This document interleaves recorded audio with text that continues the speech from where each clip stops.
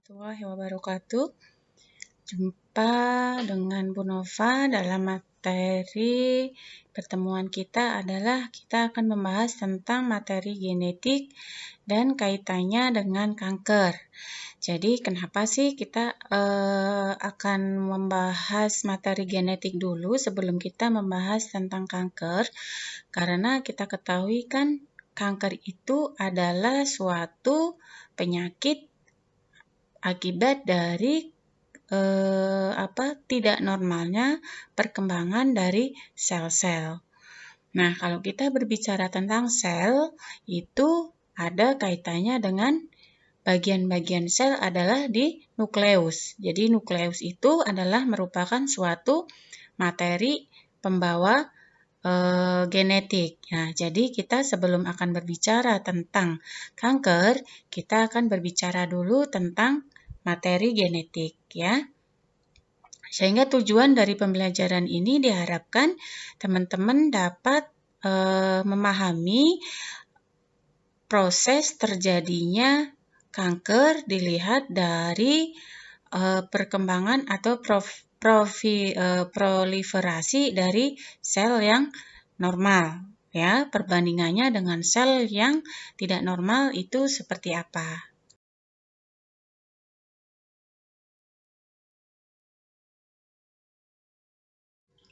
Nah, yang tadi sudah Bu Nova sampaikan bahwa di dalam suatu sel itu ada bagian-bagian berupa nukleus ya atau inti sel.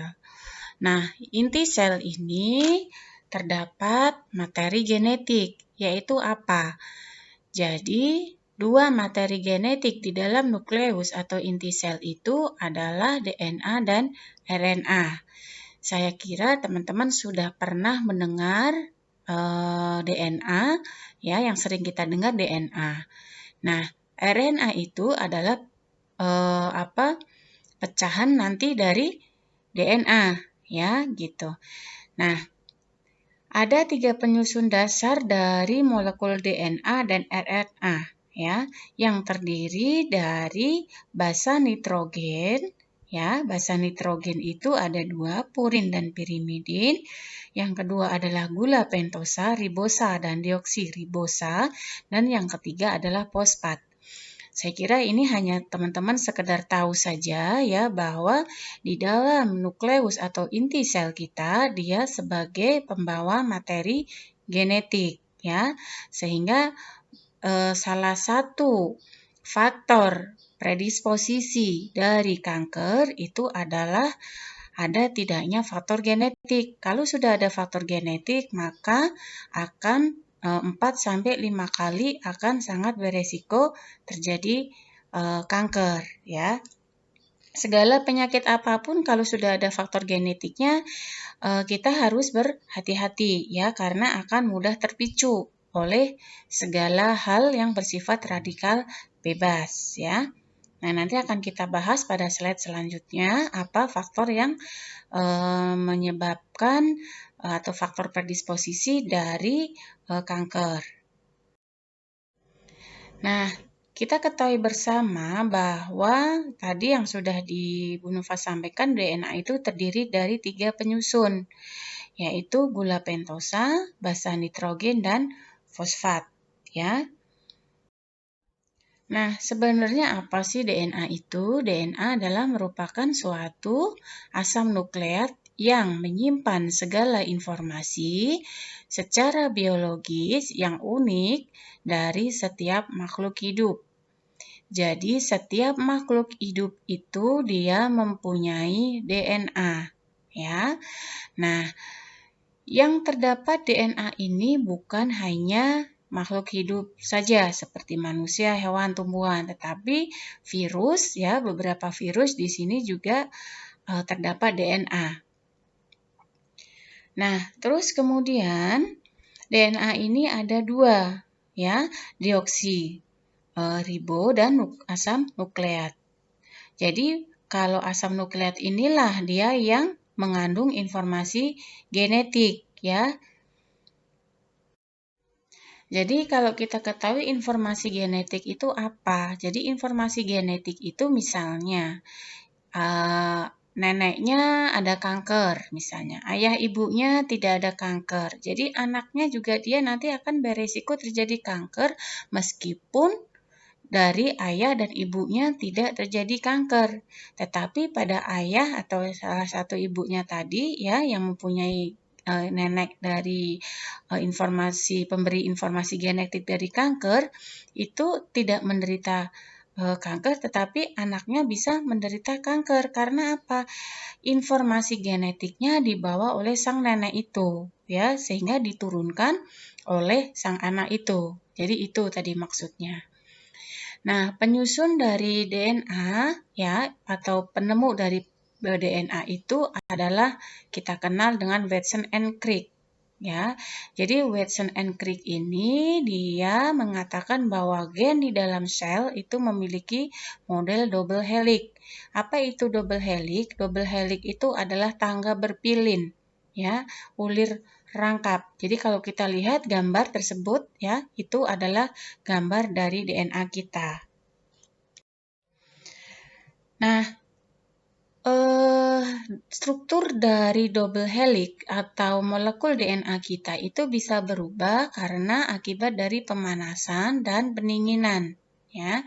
Jadi kalau kita lihat denaturasi itu akibat dari pemanasan, ya. Renaturasi itu akibat dari pendinginan. Sehingga yang tadinya dia beruntai ganda, dia bisa berubah menjadi untai tunggal karena akibat dari pemanasan dan pendinginan tadi.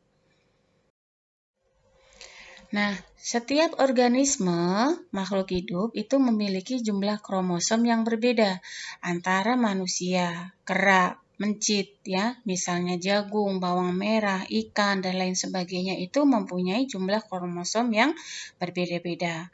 Nah, kalau manusia berapa? Manusia itu mempunyai 46 jumlah kromosom, ya, atau terdiri dari 23 pasang kromosom. Nah, 23 pasang kromosom ini dia harus bersifat normal, baik itu bentuk, ya, komponennya dan lain sebagainya itu tidak boleh cacat. Ya, kalau misalnya terjadi ketidakabnormalan dari satu saja dari kromosom, nah kromosom itu nanti akan menimbulkan suatu gangguan genetik. Misalnya, kromosom nomor 21 misalnya, dia ada gangguan di kromosom nomor 21-nya. Nah, kromosom 21 itu dia sebagai pemberi materi genetik apa misalnya. Jadi misalnya sindrom Down misalnya ya, kelainan mental pada sindrom Down misalnya, atau sindrom Turner misalnya. Ada kromosom 23 misalnya. Jadi itu nanti akan bermasalah pada gangguan mental pada anak tersebut ya gitu. Jadi pada masing-masing kromosom itu tidak boleh terjadi adanya mutasi atau ketidakabnormalan. Nah, ini adalah Watson and Crick ya, bahwa menemukan bahwa mereka melakukan penelitian mengapa kok kita itu bisa berkembang. Ya, kenapa kita bisa tumbuh ya? Itu merupakan ada suatu rahasia dalam kehidupan kita mengapa kita bisa tumbuh ya, karena sel-sel kita kan tumbuh. Nah, pertumbuhan dari sel itu, pembelahan dari sel itu ada kaitannya dengan DNA tadi ya, sehingga Watson and Crick itu adalah sebagai penemu DNA. Nah, ini adalah gambar dari kromosom kita ya, gen yang ada pada kromosom. Apa sih gen itu? Gen itu adalah daerah di dalam kromosom atau DNA yang membawa sifat keturunan ya. Jadi yang tadi Bu Nova sampaikan, misalnya kanker payudara misalnya. Di dalam orang yang menderita atau mengalami kanker payudara, itu dia akan mengalami mutasi pada gen BRCA1 misalnya. Jadi nama-nama dari gen pembawa gen dari masing-masing kanker itu berbeda-beda tergantung dari apa jenis gennya gitu ya. Jadi Bu Nova ulangi, gen itu adalah daerah di dalam kromosom atau DNA yang membawa sifat keturunan ya. Inilah gen-gen inilah nanti yang akan diturunkan dari nenek moyang sampai anak cucunya ya gitu. Nah, kita ketahui bersama bahwa fungsi biologis dari DNA itu adalah replikasi dan transkripsi ya. Seperti kita fotokopi, kita melakukan fotokopi satu kertas, kemudian satu kertas yang sudah kita fotokopi itu kita gandakan lagi ya, itu replikasi. Ya, jadi asalnya misalnya kita lihat pada gambar di sebelah kiri, pola-pola replikasi pada DNA ya, misalnya jadi tadinya 1 akan berubah menjadi 2, 2 nanti akan berubah menjadi 3, 4 dan lain sebagainya ya. Jadi fungsi dari biologis DNA itu adalah untuk replikasi dan transkripsi. Nah, transkripsi ini nanti untuk apa? Untuk proses sintesis protein gitu ya. Karena sel-sel kita juga butuh makan.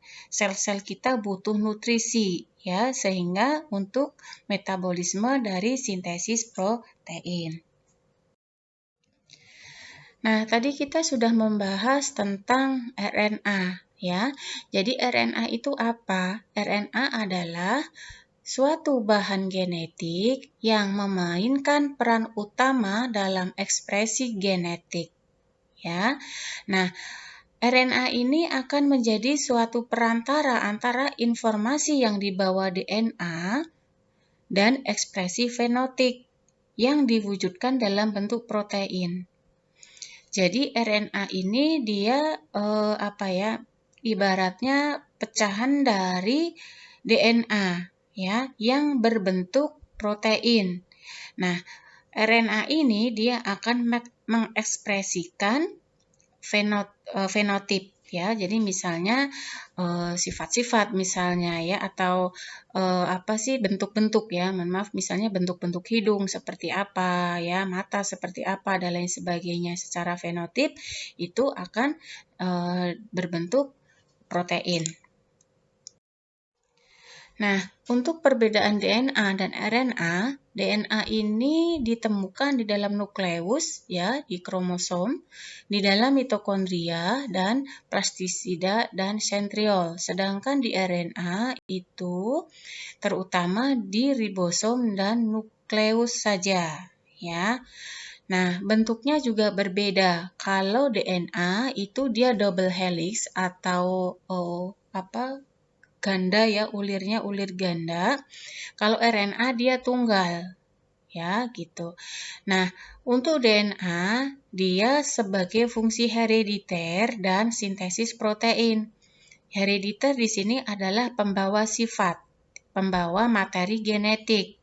Jadi misalnya kalau kita lihat pada fenomena zaman-zaman sekarang, misalnya untuk mengetahui ini anak siapa, misalnya ada keraguan-raguan ini anak tetangga atau anak siapa, misalnya kita akan lakukan tes DNA.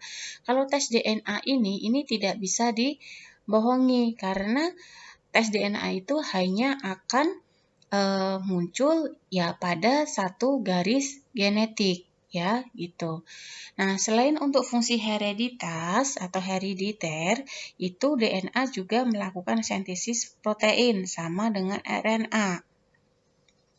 Kemudian berikutnya adalah kita akan membahas tentang perubahan sel normal menjadi sel kanker. Jadi kenapa sih sel itu bisa berubah menjadi sel kanker?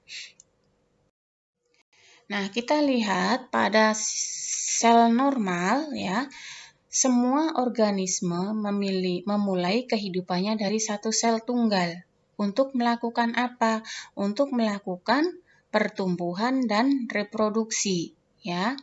Nah, sel ini nanti akan membelah menjadi 2 ya, kemudian akan membelah lagi sampai dengan jutaan sel dia akan membelah. Nah, pembelahan sel ini adalah suatu proses yang sangat penting, ya. Nah, karena apa? Karena sel kita sendiri butuh untuk berkembang biak.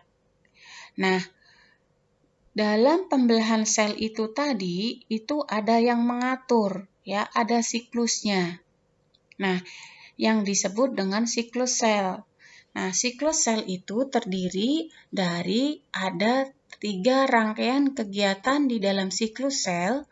Yang pertama, dalam melakukan pembelahan atau di dalam melakukan siklusnya, satu sel akan melakukan duplikasi gennya, akan menggandakan diri. Kemudian, setelah menggandakan diri, dia akan mensintesis setiap komponen sel. Ya. Kemudian setelah itu dia akan membelah, terjadi pembelahan sel menjadi 2. Jadi intinya siklus sel itu ada 3 rangkaian kegiatan, duplikasi, sintesis, dan pembelahan. Nah, dalam siklus sel ini ada yang mengontrol, ya, yang disebut dengan kontrol genetik. Harusnya kontrol genetiknya ini berjalan dengan baik. Jadi, dalam melakukan pembelahan selnya itu ada yang kontrol, tidak terlalu berlebihan, ya. Nah, fase dari siklus sel itu ada fase G1, ya, ada sintesis, ada G2, kemudian dia mitosis atau pembelahan. Setelah membelah dia akan berhenti atau istirahat dia. Kalau teman-teman bisa lihat gambarnya adalah yang ada di gambar kanan paling bawah, ya. Nah, dalam siklus sel, fase siklus sel ini juga ada yang mengontrol, ya, kontrol genetik, ya. Nah, mengapa sih sel normal kok bisa menjadi sel kanker? Ya karena hilangnya kontrol di dalam siklus sel. Tadi sudah Bu Nova jelaskan bahwa di dalam pembelahan, di dalam sintesis, di dalam penggandaan itu harus terkontrol. Membelahnya harus sesuai dengan aturan. Ya, kalau tidak sesuai dengan aturan itu yang akan menyebabkan kanker. Ya. Jadi kalau kita lihat pada gambar di bawah ini, bahwa sel normal, ya, dia akan membelah. Nah, ternyata dia pembelahannya menjadi tidak teratur, ya, kemana-mana. Kemudian pembelahannya sangat luar biasa banyaknya. Ini nanti yang akan berkembang menjadi sel kanker. Nah, terus kemudian sel normal tadi bisa menjadi sel kanker itu karena apa? Karena sel normal yang tadi itu membelah itu terjadi mutasi DNA, terjadi mutasi gen, ya. Nah, mutasi gen tadi itu disebabkan karena apa? Bisa karena keturunan, misalnya neneknya atau ayah ibunya sudah terjadi kanker. Ya, berarti anaknya, cucunya, dan lain sebagainya akan sangat beresiko terjadi kanker. Karena apa? Sudah ada gennya. Sebetulnya kita semuanya ini sudah masing-masing kita ada gen, ya, ada gen kanker. Tetapi dia gen itu akan bermutasi atau tidak, itu tergantung dari bagaimana pola hidup kita. Kalau kita pola hidupnya sehat, ya kemungkinan pemicu untuk terjadinya mutasi gen itu kecil, ya. Nah, terjadinya mutasi gen atau mutasi DNA tadi itu juga selain herediter bisa juga disebabkan karena adanya radiasi. Radiasi sinar X, radiasi sinar matahari yang berkepanjangan, ya, yang mengandung zat-zat radikal bebas, misalnya asap rokok, kemudian polusi-polusi misalnya, ya, kemudian sering mengkonsumsi alkohol, zat-zat kimia, obat-obatan, ya, dan lain sebagainya. Itu akan mengakibatkan terjadinya mutasi gen, ya. Nah, sehingga adanya mutasi gen tadi itu akan mengakibatkan sel yang tadinya berkembang itu secara normal, dia akan berkembang berproliferasi secara tidak terkontrol sehingga berubah menjadi banyak sekali, gitu, ya. Nah, kalau teman-teman lihat pada gambar di paling bawah itu dari sel normal berubah menjadi sel kanker ya. Kemudian dia akan berduplikasi. Nah, dia duplikasinya sangat pesat sekali sehingga dia akan berubah menjadi tumor yang jinak ataupun tumor yang ganas misalnya. Nah, pada sel kanker itu tidak terdapat sistem kontrol yang mencegah sel tumbuh berlebih dan menyusup sel ke jaringan lain.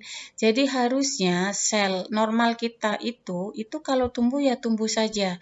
Dia tidak akan menyusup ke jaringan yang lain.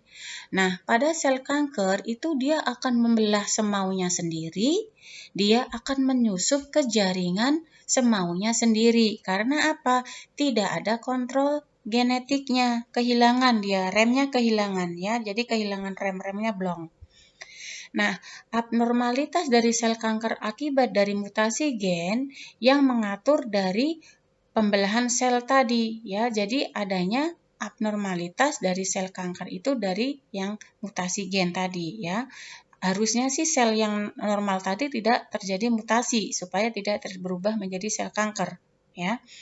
Nah, akibat dari mutasi gen tadi, sel-sel yang bermutasi itu memperbanyak diri jauh lebih cepat dibanding dengan sel yang normal ya. Nah, genetika kanker terdapat sekitar 35.000 gen dalam tubuh manusia yang terkait dengan kanker.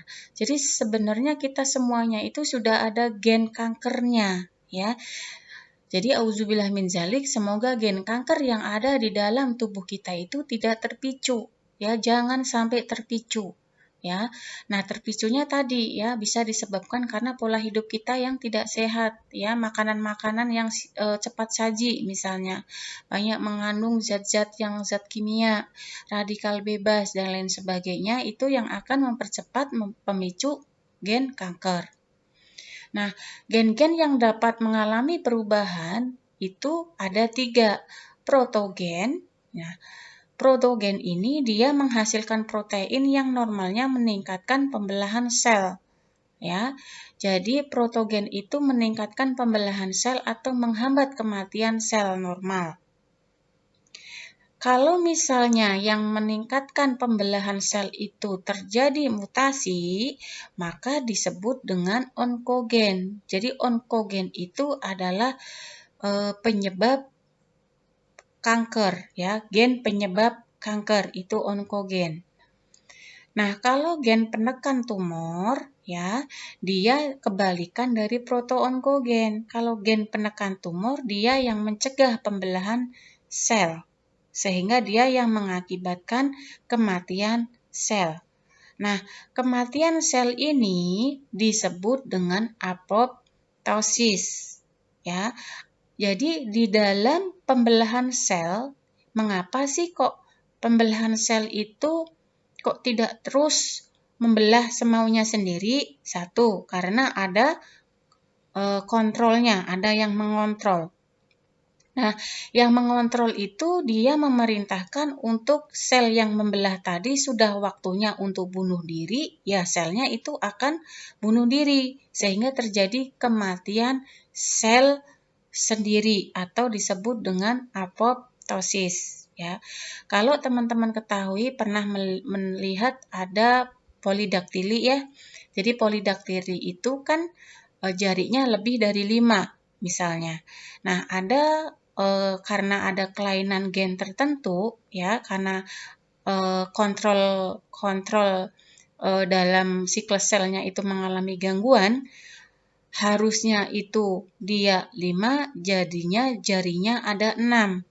Kenapa? Karena yang satu itu terjadi kegagalan apoptosis. Terjadi kegagalan bunuh diri pada sel tersebut sehingga 6 jadinya. Nah, itu contohnya ya. Mungkin teman-teman bisa melihat atau pernah mendengar jari yang lebih dari 5. Nah, selain protoonkogen, gen penekan tumor, ada juga gen perbaikan DNA. Jadi, gen perbaikan DNA ini untuk mencegah terjadinya mutasi. yang dapat menyebabkan terjadinya kanker. Jadi misalnya begini, pada saat sudah ada gennya ya, atau terpicu oleh misalnya kita sedang berada di suatu daerah yang tinggi akan radikal bebas ya. Nah, untuk memperbaiki sel-sel kita misalnya kita harus makan yang tinggi protein. Nah, dengan kita makan makanan yang tinggi protein itu gen perbaikan DNA-nya itu akan sangat optimal untuk mencegah terjadinya kanker gitu ya. Jadi misalnya kita kelelahan misalnya habis dari jalan raya di mana jalan raya itu banyak polusi asap-asap. Nah, polusi asap-asap itu kan radikal bebas. Jadi itu akan dapat memicu terjadinya sel kanker. Jadi supaya dia itu kita untuk menekan menekan dari tumor tersebut, gen perbaikan DNA ini harus kita tolong dengan kita mengkonsumsi banyak protein ya, misalnya buah-buahan, sayur-sayuran itu mengapa penting? Karena apa? Buah-buahan, sayuran, protein itu akan dapat memperbaiki gen perbaikan DNA sehingga mutasi gen itu dapat dicegah. Nah, ini adalah contoh dari proto-onkogen dan pertumbuhan dari sel normal, ya gitu.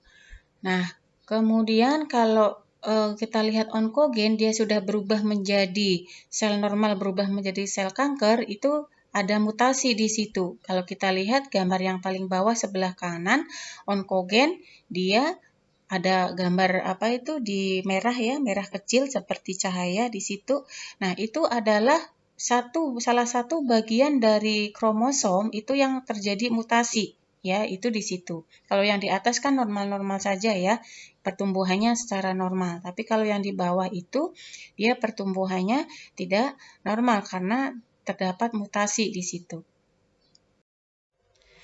Nah, ibaratnya kalau genetika kanker pada protogen dan gen penekan tumor itu ibaratnya seperti akselerator dan rem pada mobil, ya. Kecepatan normal mobil itu dipertahankan dengan adanya akselerator dan rem. Jadi, kalau pertumbuhan sel itu dipicu oleh protogen, kalau perlambatan pertumbuhan itu ditekan oleh gen penekan tumor. Jadi saling seimbang ya. Jadi antara berjalan dengan rem, akselerator dengan rem itu seimbang. Jangan sampai terjadi ketidakseimbangan antara protogen dan gen penekan tumor. Sehingga nanti kalau terjadi salah satu jadi gangguan keseimbangan antara proto-onkogen dan gen penekan tumor, itu akan terjadi ketidakseimbangan di dalam tubuh manusia itu sehingga akan bisa memicu terjadinya kanker. Nah, itu teman-teman yang bisa Bu Nova sampaikan untuk pengantar dari genetika kanker. Mungkin teman-teman Bu Nova harapkan sudah ada gambaran mengapa sih kok ada sel normal berubah menjadi sel kanker. Jadi kesimpulannya adalah setiap sel normal itu dia akan membelah, ya. Setiap sel itu akan membelah. Namun dalam pembelahan itu dia masih dalam batasan normal, ya. Karena apa? Ada yang mengontrol. Nah, di dalam siklus sel, ya, itu ada beberapa tahapan tadi ya.